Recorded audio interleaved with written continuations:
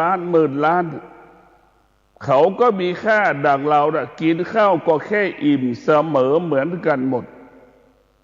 เขาจะนอนเตียงตัวละกี่แสนกี่ล้านที่สุดนอนมันก็หลับเสมอเหมือนกันหมดไม่แตกต่างจากคนที่นอนใต้ท้องสะพานนอนที่ทางป้ายรถเมล์มันไม่ต่างกันพวกเราทั้งหลายผู้ที่มีปัญญาจึงอยู่กับความเป็นจริงคนที่มีเตียงเป็นตัวละ400,000 500,000แล้วจะนอนหลับมันก็ไม่ใช่คนที่นอนป้ายรถเมล์จะนอนไม่หลับมันก็ไม่ใช่เนี่ยพวกเราทั้งหลายผู้ที่มีปัญญาจึงเข้าใจเข้าถึงความจริงเข้าใจเข้าถึงความจริงของความเป็นจริงชีวิตของผู้ที่จะมีสติปัญญาจึงอยู่กับความเป็นจริงดังพระธุดงค์เช่นหลวงปู่มั่นอยู่กับความเป็นจริงมีบาตรมีสังฆติมีจีวรมีกฎเท่าที่มีสัมภาระที่เราจะเอาไปธุดงค์เท่านั้นให้มันง่ายให้มันสะดวกที่สุดในการเดินทางพวกเราต้องพิจารณาว่าชีวิตของเรานั้นมันต้องพึ่งพาอาศัยธรรมธรรมะของพระพุทธเจ้าบอกให้เรารู้เลยว่าธรรมะเป็นที่พึ่งของมนุษย์และเทวดาทั้งหลายมนุษย์ผู้ใดเกิดมาแล้วได้พึ่งพาธรรมะอาศัยธรรมะมนุษย์ผู้นั้นก็จะหยุดยั้งความรู้สึกได้เวลาทุกข์ใจก็จะไปอยู่หยุดยั้งความรู้ความทุกข์ใจได้เช่นพากันมาปฏิบัติธรรมเราก็สามารถคลายความทุกข์ได้ความทุกข์มันเกิดขึ้นแล้วมันเป็นเรื่องอดีตไปแล้วแต่ปัจจุบันนี้เรามาทางสายมันทำให้เราคลายความทุกข์ได้คลายความทุกข์ได้จึงฝากให้พวกเราได้พิจารณาว่าชีวิตของเรานั้นต้องพึ่งพาอาศัยสติกับปัญญาเมื่อเรามีสติและมีปัญญาเราจึงพยายามสลัดความรู้สึกความนึกคิด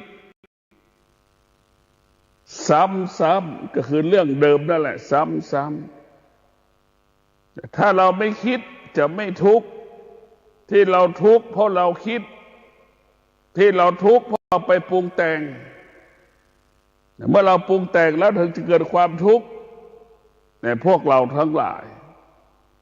เราต้องทำตัวเหมือนพริกจะห้ามเอาพริกไปปรุงแต่งกับสิ่งอื่นให้เป็นพริกสดเกลือสดไม่ต้องมีอะไรมาเจือปนมะนาวสดเนี่ยพวกเราทั้งหลายให้เราเห็นความจริงเช่นนี้มะนาวสดให้เราเห็นความจริงของมันแต่ทุกวันนี้เอามะนาวกับน้ำตาลมาปรุงแต่งจึงเกิดคำว่าน้ำมะนาวหรือน้ำผึ้งมะนาวอย่างเงี้ยไปปรุงแต่งก็กินกันถ้าเรากินมะนาวจริงๆเราก็กินแค่นิดเดียวนะเพราะมันเปรี้ยวแต่พอเราไปกินน้ำที่ผสมมะนาวผสมน้ำผึ้งผสมน้ำตาลกินเป็นแก้ว2 แก้วนึกดู365 วันเนี่ยมันก็สะสมให้เป็นน้ำตาลเกิดคำว่าโรคเบาหวานนะมันเป็นสะสมเนี่ยพวกเราทั้งหลายนั่นแหละพระพุทธเจ้าว่าอะไรที่มันซ้ำเนี่ยเราต้องถอนให้ได้เราต้องออกให้ได้มันบ่อนทำลายคุณภาพชีวิตของเราอะไรที่มันปรากฏเขาว่าซ้ำเนี่ยมันทำลายคุณภาพชีวิตของเราอยู่ตลอดเวลาให้พวกเราได้พิจารณาว่าสิ่งทั้งหลายทั้งปวงที่มันมีอยู่เป็นอยู่บนโลกใบนี้มันไม่มีอะไรที่แน่นอนเราต้องพิจารณาว่าสิ่งที่มันไม่แน่นอนนั้นเราก็มีสติอยู่เหนือสิ่งที่ไม่แน่นอนสติปัญญาอยู่เหนือสิ่งที่มันเปลี่ยนแปลง สติปัญญานั่งดูสิ่งที่มันเกิดการเปลี่ยนแปลงเช่นผู้มีสติปัญญาจะนั่งดูพิจารณาดูความเจ็บปวดที่มันเกิดขึ้นในร่างกายของเราพิจารณาดูเนี่ยเราดูมันจะความเจ็บปวดมันจะเป็นกี่ชั่วโมงเราก็จะดูมันเราก็นั่งดูนอนดูพิจารณาดูความเจ็บปวดที่มันเกิดขึ้นร่างกายของเราแต่พวกเราต้องพิจารณาถ้าเราไม่ยึดติดความเจ็บปวดนะความเจ็บปวดก็เบาบางลงเมื่อเราขาดสติเมื่อไหร่ขาดปัญญาเมื่อไหร่ความเจ็บปวดจะรุนแรงเกิดขึ้นทันทีแน่พวกเราทั้งหลายภาษาธรรมะภาคปฏิบัติมันบอกให้เรารู้เฉยๆว่ามันปวดเมื่อเรารู้ว่ามันปวดแล้วเราก็อยู่เหนือสิ่งที่เรารู้เราก็ควบคุมความเจ็บปวดนั้นได้ดังจ็อกกี้ควบคุมม้านั่นแหละถ้าเราควบคุมไม่ได้ความเจ็บปวดถ้าเราถ้าเราไม่ควบคุมความเจ็บปวดไม่ได้เราก็กลายเป็นม้าความเจ็บปวดกลายเป็นจ็อกกี้มันทุกข์มันทรมานไหมพวกเราทั้งหลายเราต้องมีสติเราต้องมีปัญญาในการดำเนินชีวิตของเรานั้นต้องมีสติเราต้องมีปัญญาพึ่งพาอาศัยพึ่งพาอาศัยสติปัญญานี่เป็นหลักผู้ที่มีสติมีปัญญาจึงเข้าใจว่ากินก็เข้าใจนอนก็เข้าใจยืนก็เข้าใจเดินก็เข้าใจประกอบอาชีพแล้วก็เข้าใจหมดเมื่อเข้าใจแล้วพวกเราทั้งหลายมันก็เกิดแต่คำว่าดีงามคำว่าดีงามก็หมายความว่าบริสุทธิ์หมดจดผ่องใสแต่นี่แหละคำว่าดีงามบริสุทธิ์หมดจดผ่องใสเกิดขึ้นที่จิตของเราที่กายของเรา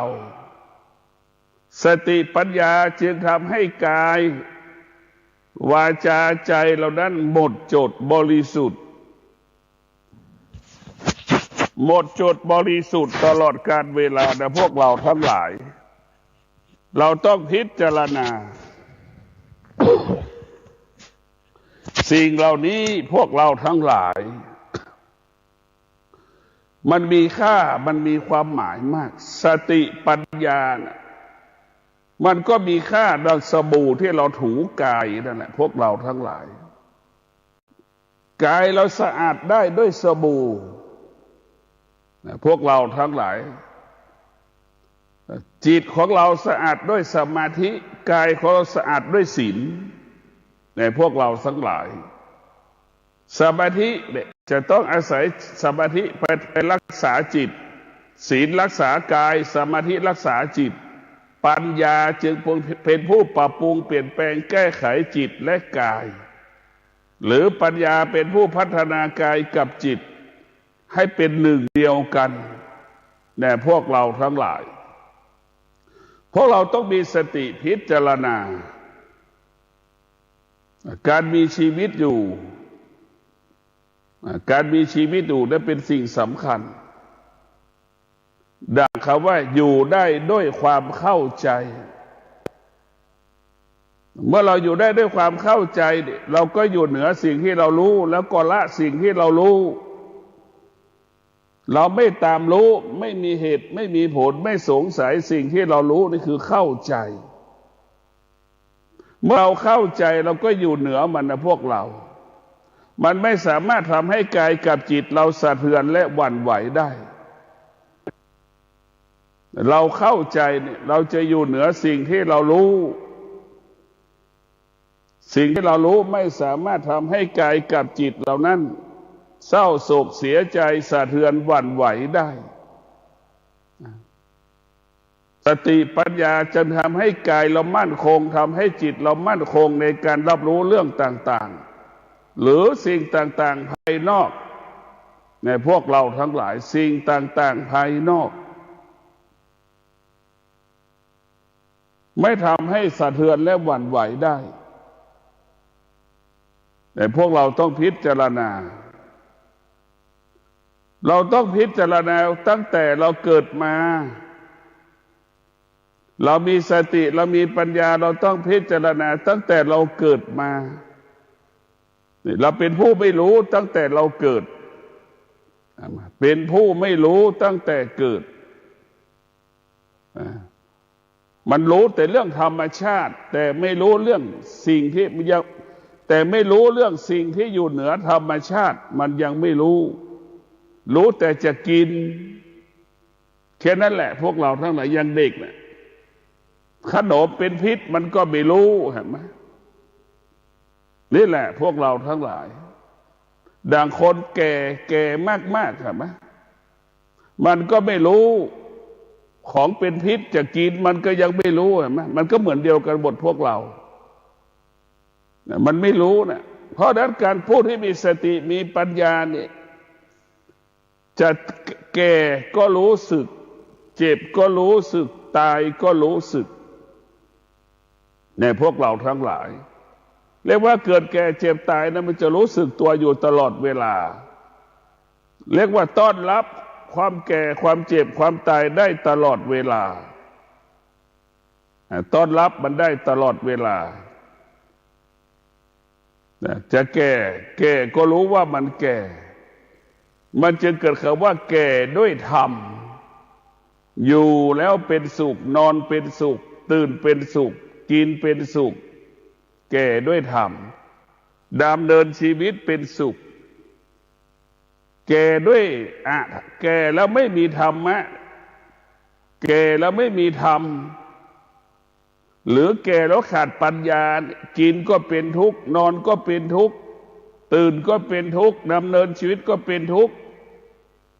ทุกอย่างไม่เป็นไปตามจิตที่ตัวเองต้องเป็นทุกข์ทั้งสิ้นในพวกเราทั้งหลายต้องมีสติในการดำเนินชีวิต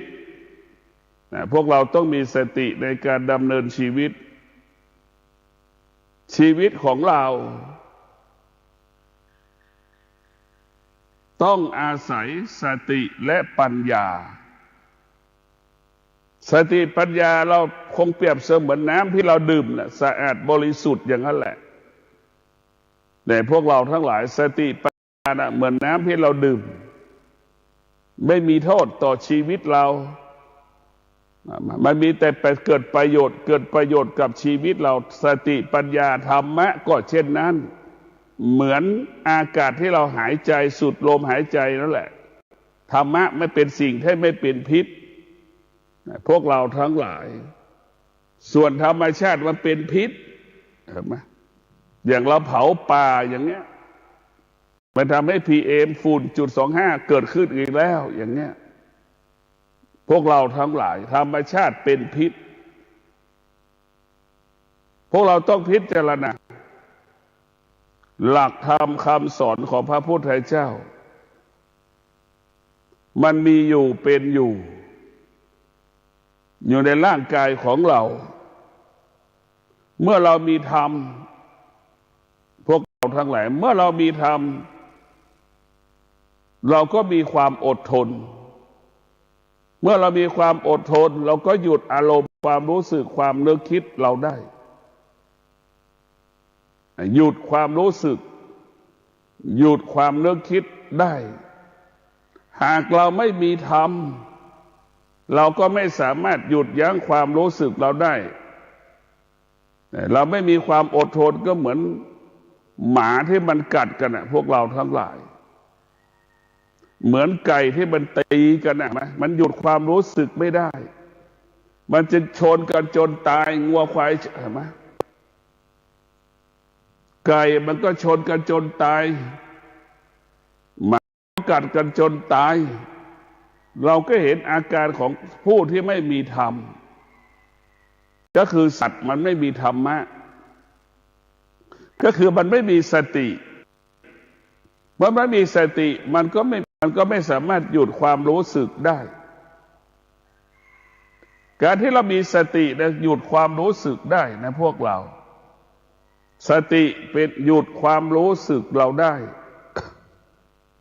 สติเสริมสร้างให้เราอดทนได้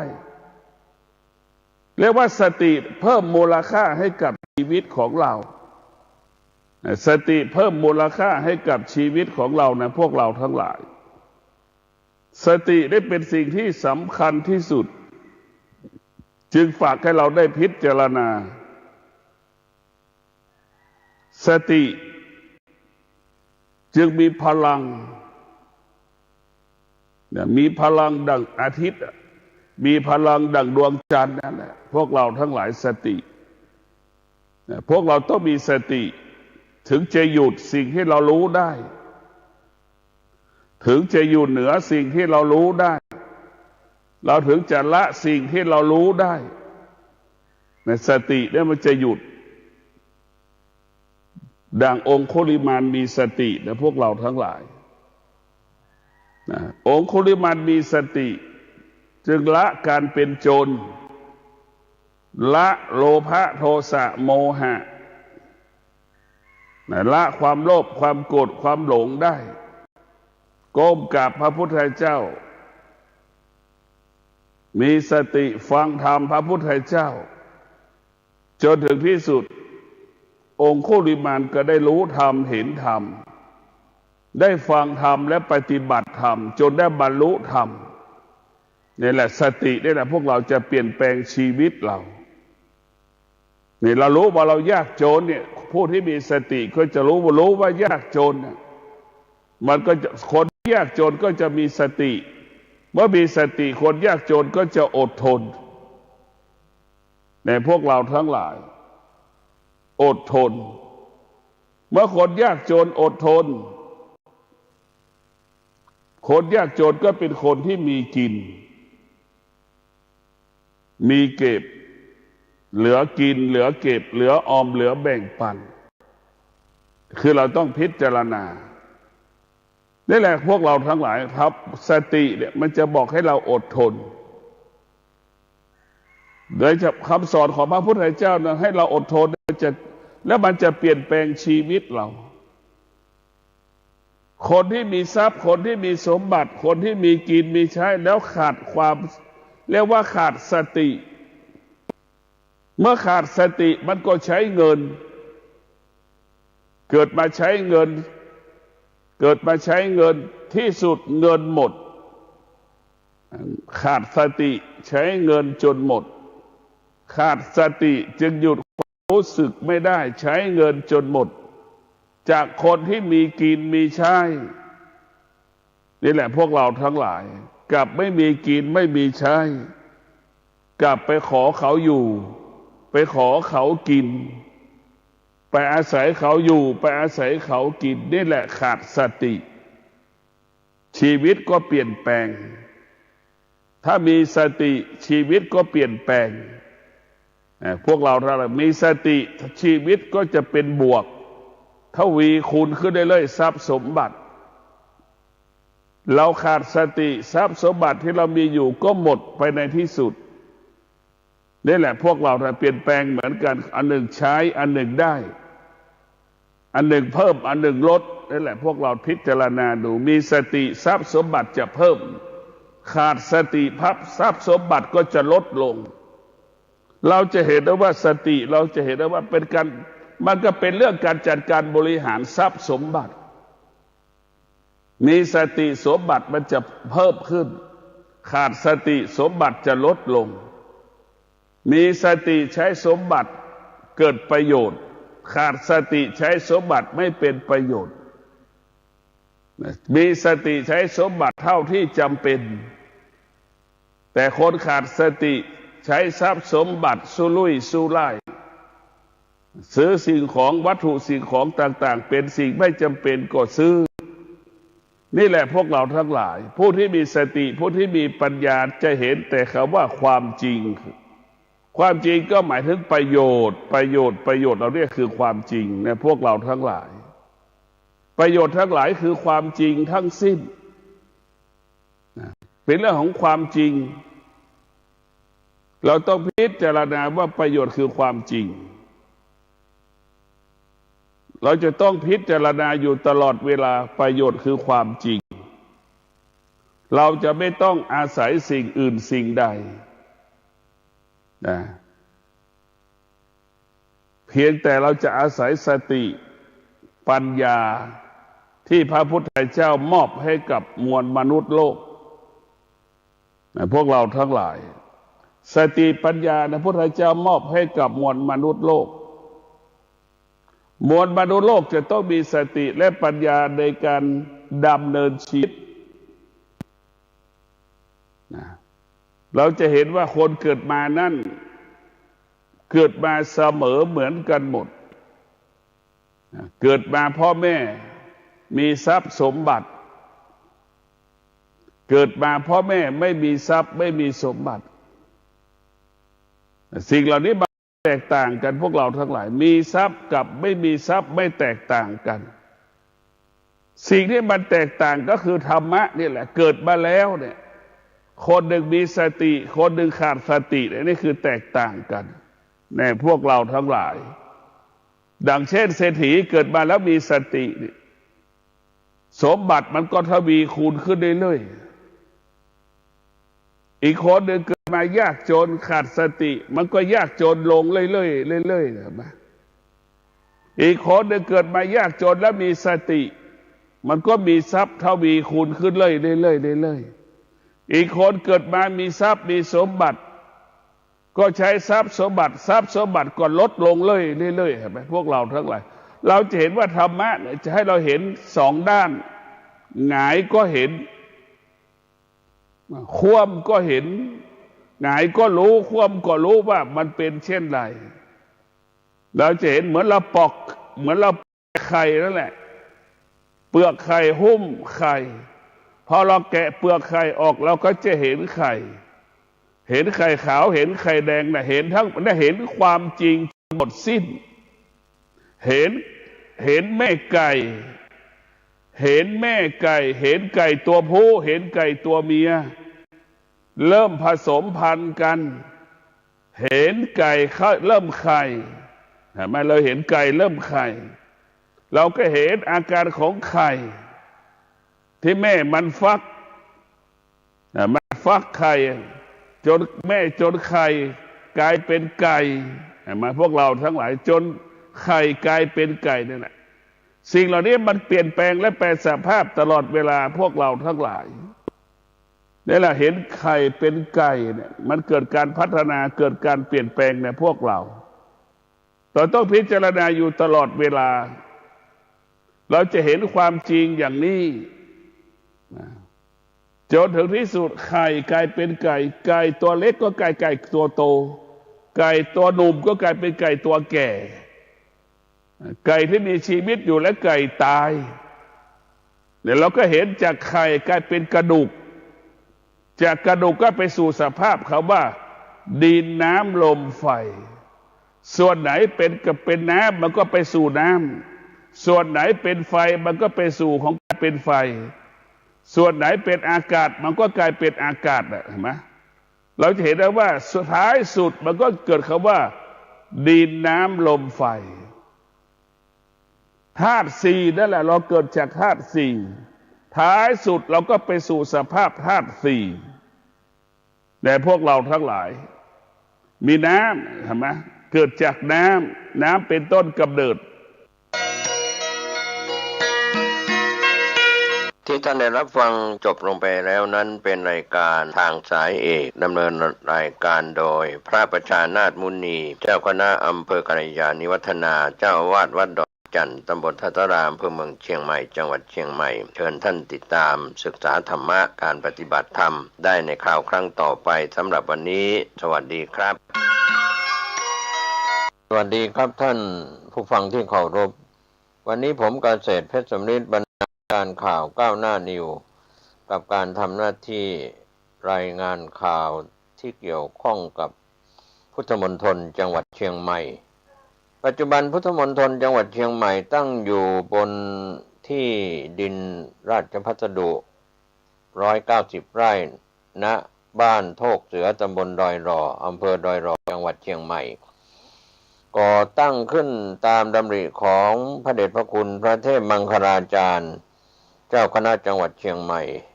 วัดท่าตอนพระรามหลวงพร้อมคณะสงฆ์จังหวัดเชียงใหม่ทุกอำเภอ ทุกตำบลทุกหมู่บ้านพร้อมด้วยส่วนราชการและหน่วยงานต่างๆพร้อมเพรียงรวมไปถึงพี่น้องชาวพุทธโดยทั่วไปศูนย์กลางการจัดกิจกรรมทางศาสนาแหล่งเรียนรู้และปฏิบัติธรรมของภาคเหนือตอนบนโดยมีการประชุมขับเคลื่อนโครงการในช่วงเดือนกันยายนพุทธศักราช 2566 ที่ผ่านมาประวัติความเป็นมาและความสำคัญที่ตั้งของพุทธมณฑลจังหวัดเชียงใหม่พื้นที่บ้านโทกเสือหมู่ที่ 18 ตำบลดอยหล่ออำเภอดอยหล่อจังหวัดเชียงใหม่วัตถุประสงค์ข้อแรกเป็นศูนย์กลางการจัดกิจกรรมทางพระพุทธศาสนาในจังหวัดเชียงใหม่และกลุ่มภาคเหนือตอนบน 2. เป็นแหล่งเรียนรู้และสถานที่ปฏิบัติธรรมสำหรับพุทธศาสนิกชนการดำเนินงานคณะสงฆ์จังหวัดเชียงใหม่ร่วมกับฝ่ายบ้านเมืองประกอบด้วยสสและผู้นำท้องถิ่นอำเภอดอยหล่อได้ประชุมโดยมีคณะสงฆ์อำเภอดอยหล่อฝ่ายบ้านเมืองส่วนที่เกี่ยวข้องเข้าร่วมประชุมณห้องประชุมวัดปากทางเจริญตำบลดอยหล่ออำเภอดอยหล่อจังหวัดเชียงใหม่ในยุคต้นพุทธมณฑลเชียงใหม่อำเภอดอยหล่อจังหวัดเชียงใหม่มีพระธรรมเสนาบดีเจ้าคณะภาค7เจ้าวาดวัดพระธาตุดอยสุเทพราชวรวิหารประธานฝ่ายสงฆ์หลากหลายเรื่องราวตั้งแต่เริ่มก่อตั้งจนถึงปัจจุบันนอกจากนั้นก็มีส่วนที่รำลึกนึกถึงพุทธมณฑลจังหวัดเชียงใหม่ถือว่าเป็นประเภทที่พักสงฆ์ตั้งอยู่ตำบลดอยหล่ออำเภอดอยหล่อจังหวัดเชียงใหม่ดังนั้นเมื่อย้อนรอยเริ่มต้นของการสร้างพุทธมณฑลจังหวัดเชียงใหม่ก็เป็นบรรยากาศที่ปรากฏเมื่อ 4 กันยายนพุทธศักราช 2566 พระเดชพระคุณพระเทพมังคลาจารย์เจ้าคณะจังหวัดเชียงใหม่เจ้าวาดวัดท่าตอนพระรามหลวงเมตตาเป็นประธานประชุมคณะสงฆ์อำเภอดอยหล่อในช่วงเริ่มต้นมีเจ้าคณะอำเภอดอยหล่อรองเจ้าคณะอำเภอดอยหล่อเจ้าคณะตำบลในพื้นที่อำเภอดอยหล่อและผู้มีส่วนเกี่ยวข้องร่วมกับฝ่ายบ้านเมืองก็เป็นไปในจุดสตาร์ทเริ่มต้นจากกันยายน 2566 จนถึงปัจจุบันก็มีความเรียกว่าคืบหน้าก้าวหน้าไปมากทีเดียวเพราะฉะนั้นท่านที่จะมีส่วนร่วมโดยเฉพาะคณะสงฆ์จังหวัดเชียงใหม่ทั้ง25อำเภอหน่วยงานราชการฝ่ายบ้านเมืองมีผู้ว่าราชการจังหวัดเชียงใหม่และทุกอำเภอในพื้นที่ของจังหวัดเชียงใหม่องค์กรปกครองส่วน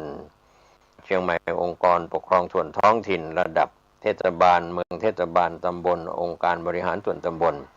ก็จะได้ร่วมด้วยช่วยกันสร้างพุทธมณฑลจังหวัดเชียงใหม่จนบรรลุตามวัตถุประสงค์สำเร็จจากทุกท่านทุกฝ่ายทั้งพุทธจักรฝ่ายวัดวาอารามคณะสงฆ์จังหวัดเชียงใหม่พลังแห่งความสามัคคีพร้อมกับพลังแห่งอาณาจักรคือจังหวัดเชียงใหม่และฝ่ายบ้านเมืองร่วมด้วยช่วยกันก็จะเป็นความสำเร็จอันยิ่งใหญ่ท่านที่จะมีส่วนร่วมโดยเฉพาะคณะสงฆ์จังหวัดเชียงใหม่คณะสงฆ์ระดับอำเภอ25อำเภอและฝ่ายบ้านเมืองของจังหวัดเชียงใหม่และจังหวัดใกล้เคียงท่านสามารถสอบถามและร่วมบริจาคได้ที่